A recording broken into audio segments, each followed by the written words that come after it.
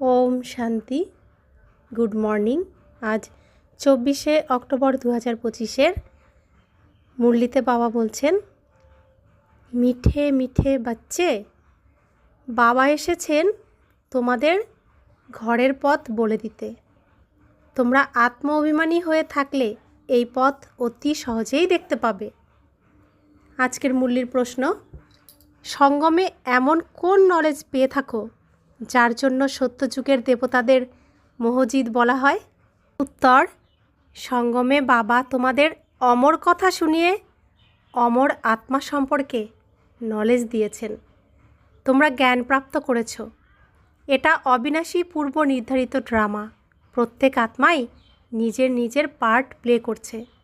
আত্মা এক শরীর ত্যাগ করে অন্য শরীর ধারণ করে।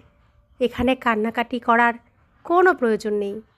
এই নলেজ প্রাপ্ত করে বলেই সত্যযুগের দেবতাদের মোহজিদ বলা হয়।